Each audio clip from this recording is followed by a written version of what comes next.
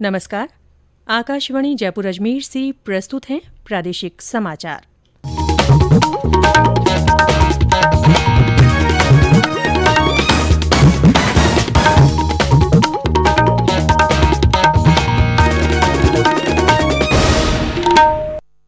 मुख्य समाचार। प्रदेश में 26 सितंबर को होगी रीट परीक्षा। 21 जून से 5 जुलाई तक ईडब्ल्यूएस अभ्यर्थियों से लिए जाएंगे आवेदन। राज्य में कोरोना संक्रमण से स्वस्थ होने की दर बढ़कर हुई 98.54%।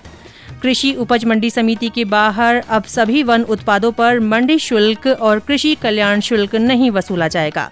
और प्रदेश में गांवों के स्तर पर भी होगी पेयजल नमूनों की जांच।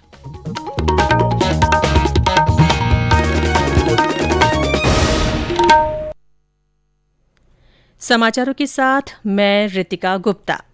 देश के कई राज्यों में कोरोना लॉकडाउन में राहत दी जा रही है। ऐसे में आपसे अपील है कि कोविड महामारी के प्रति कोई भी लापरवाही ना बरतें। जब तक आवश्यक न हो घर से बाहर ना निकलें। टीका लगवाने के पात्र लोग बेहिचक टीका लगवाएं। साफ सफाई रखें और इन आसान उपायों का पालन करें। मास्क लगाएं, 2 गज की सुरक्षित दूरी बनाए रखें, हाथ और मुंह साफ रखें। श्रोता कोविड से जुड़ी किसी भी तरह की मदद के लिए राष्ट्रीय हेल्पलाइन नंबर 1075 या राज्य के हेल्पलाइन नंबर 104 या 108 पर फोन कर सकते हैं। इसके अलावा वरिष्ठ नागरिकों के लिए हेल्पलाइन नंबर है 14567। मनोवैज्ञानिक सहायता के लिए राष्ट्रीय मानसिक स्वास्थ्य और तंत्रिका विज्ञान संस्थान से फोन नंबर 08046411007 पर संपर्क किया जा सकता है। कोविड बाद की समस्याओं के बारे में श्रोता फोन नंबर 181 पर जानकारी ले सकते हैं। बच्चों की सहायता के लिए हेल्पलाइन नंबर 1098 पर फोन किया जा सकता है। और अब समाचार विस्तार से। राजस्थान शिक्षक पात्रता परीक्षा रीट का आयोजन अब 26 सितंबर को होगा। शिक्षा मंत्री गोविंद सिंह डोटासरा ने ट्वीट कर बताया कि 21 जून से 5 जुलाई तक ईडब्ल्यूएस अभ्यर्थियों से आवेदन लिए जाएंगे। ईडब्ल्यूएस अभ्यर्थियों को आयु सीमा में छूट देने के फैसले के बाद उन्हें इसी परीक्षा में आवेदन का मौका देने के लिए ही 20 जून को प्रस्तावित परीक्षा को टाला गया था। माध्यमिक शिक्षा बोर्ड अब जल्द ही नई विज्ञप्ति जारी करेगा। मुख्यमंत्री अशोक गहलोत ने ट्वीट कर रीट परीक्षा में शामिल होने वाले सभी अभ्यर्थियों को बधाई दी है।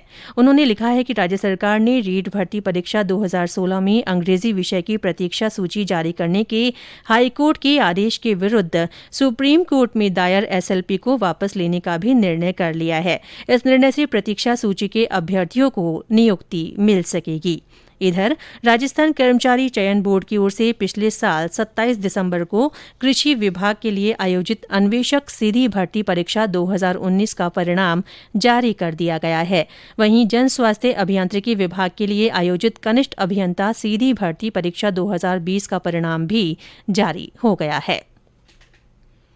प्रदेश में कोरोना संक्रमण से स्वस्थ होने की दर बढ़कर 98.54% हो गई है। कल 928 रोगी ठीक हुए। अब तक करीब 9.5 लाख संक्रमितों में से 9,36,586 लोग संक्रमण मुक्त हो चुके हैं। सक्रिय मामलों की संख्या 5,000 से घटकर 4,962 रह गई है। कल संक्रमण के 280 नए मामले मिले। 5 जिलों बारां, धौलपुर, डूंगरपुर, जालौर और टोंक में कोई भी नया मामला नहीं मिला। जयपुर में 58, अलवर में 49, हनुमानगढ़ में 30, जोधपुर में 15, श्रीगंगानगर में 14, अजमेर और बीकानेर में 12, सीकर में 11, सिरोही में 10, बाड़मेर, झालावाड़ और पाली में 8, कोटा और उदयपुर में 6, भीलवाड़ा और झुंझुनू में 5, चूरू और दौसा में 4, प्रतापगढ़ में 3, नागौर, राजसमंद और जैसलमेर में 2, सवाईमाधोपुर, बूंदी, चित्तौड़गढ़, बांसवाड़ा, भरतपुर और करौली में 1 व्यक्ति में संक्रमण की पुष्टि हुई। राहत की बात यह रही कि राज्य में करीब 2.5 महीने बाद मृतकों की संख्या 9 रही। वहीं पिछले 2 दिनों में जयपुर जिले में एक भी कोरोना मरीज की मृत्यु नहीं हुई है। केंद्र की ओर से कोरोना के प्रति जागरूकता लाने के लिए जन आंदोलन चलाया जा रहा है।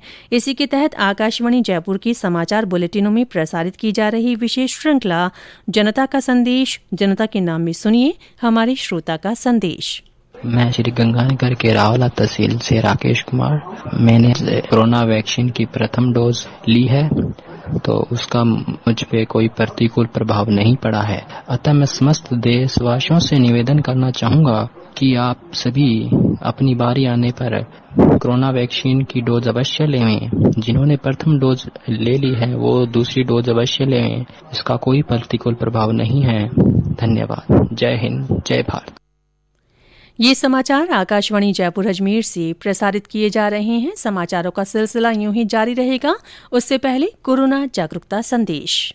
चलो मिलकर एक शुरुआत करें, चलो एक फैसला आज करें, मास्क नहीं तो टोकेंगे, कोरोना को रोकेंगे, चलो एक इरादा करते हैं, चलो कुछ वादा करते हैं, मास्क नहीं तो टोकेंगे, कोरोना को रोकेंगे। प्रादेशिक समाचारों में फिर से आपका स्वागत है। सवाईमाधोपुर जिले में चिकित्सा विभाग की टीम आज से घर घर जाकर लाभार्थियों को कोविड टीका लगाएगी। हमारे संवाददाता ने बताया कि 45 वर्ष से ऊपर के नागरिकों के लिए ये सुविधा उपलब्ध करवाई जा रही है। इधर सीकर में आज विदेश जाने वाले नागरिकों को कोरोना से बचाव का टीका लगाया जाएगा। फतेहपुर और लक्ष्मणगढ़ क्षेत्र में चयनित स्थानों पर टीकाकरण होगा। केंद्र सरकार ने कोविड टीकाकरण संबंधी अफवाहों पर विराम लगाने और लोगों को सही जानकारी देने के लिए तथ्य जारी किए हैं। इसी के तहत आज की जानकारी है कि टीकाकरण के लिए पहले से रजिस्ट्रेशन अनिवार्य नहीं है। 18 वर्ष या इससे अधिक उम्र के सभी नागरिक सीधे टीकाकरण केंद्र पर जाकर टीका लगवा सकते हैं। केंद्र पर मौजूद कर्मचारी वहीं पर रजिस्ट्रेशन कर टीकों की उपलब्धता के आधार पर वैक्सीन लगाएंगे। कृषि उपज मंडी समिति के बाहर सभी वन उत्पादों पर कृषि मंडी शुल्क और कृषि कल्याण शुल्क अब प्रदेश में नहीं वसूला जाएगा। इस निर्णय के बाद राज्य में पिछले 30-40 वर्षों से चली आ रही व्यवस्था समाप्त हो जाएगी। प्रधान मुख्य वन संरक्षक श्रुति शर्मा ने बताया कि वन विभाग द्वारा तेंदुपत्ता, काष्ठ और अकाष्ठ वन उपजों के व्यापार से जुड़े व्यापारियों की मांग को ध्यान में रखते हुए ये फैसला किया गया है। झालावाड़ जिलों में इन दिनों वन विभाग पहाड़ी क्षेत्रों में तेंदुपत्ता तुड़वाई का काम करवा रहा है। हमारे संवाददाता ने बताया कि कोरोना काल में जब लोगों को रोजगार नहीं मिल पा रहा था और मनरेगा का कार्य भी बंद था, तब विभाग ने हजारों लोगों को रोजगार उपलब्ध करा के 6 करोड़ का राजस्व भी राज्य सरकार को दिया। झालावाड़ के जंगलों में तेंदु के पेड़ बहुतायत में हैं। इस तेंदु के पेड़ के पत्तों की बीड़ी बनाई जाती है। जिला वन अधिकारी हेमंत सिंह ने बताया कि झालावाड़ जिले में सबसे ज्यादा 45 यूनिट में तेंदु पत्ता संग्रहण किया गया। इससे जिले में काफी रोजगार सृजन हुआ और 2,02,000 मानव दिवस का सृजन भी हुआ और 12,000 लोगों को रोजगार प्राप्त किया गया। अभी ये कार्य चल रहा है। पिछले सप्ताह तक राज्य सरकार को 6 करोड़ 5 लाख का राजस्व भी प्राप्त हुआ है। कोरोना काल में जब मनरेगा भी बंद थी, ऐसे समय में वन विभाग ने हजारों लोगों को रोजगार उपलब्ध करवाया, जो कि एक अच्छा प्रयास है। अरुण कुमार शौरी, आकाशवाणी समाचार, झालावाड़। अंतर्राष्ट्रीय योग दिवस 21 जून को दुनिया भर में मनाया जाएगा। इस वर्ष का विषय है योग फॉर वेल बीइंग।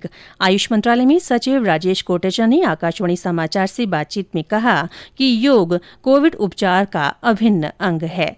इधर प्रदेश में भी योग दिवस को लेकर तैयारियां की जा रही है। हमारे बीकानेर संवाददाता ने बताया कि योग दिवस पर वर्चुअल माध्यम से जिला, ब्लॉक और ग्राम पंचायत स्तर पर योगाभ्यास करवाया जाएगा।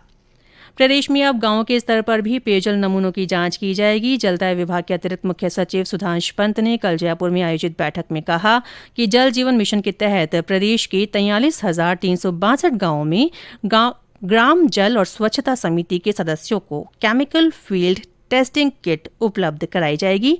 इसके माध्यम से पेयजल आपूर्ति में गुणवत्ता सुनिश्चित की जाएगी।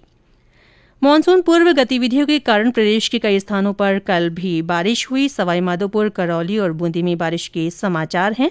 मौसम विभाग के अनुसार आज बाड़मेर, बीकानेर, जैसलमेर, श्रीगंगानगर, हनुमानगढ़, जोधपुर, पाली, जालौर और नागौर जिलों तथा आसपास के क्षेत्रों में कुछ स्थानों पर तेज हवाओं के साथ मध्यम से तेज बारिश हो सकती है।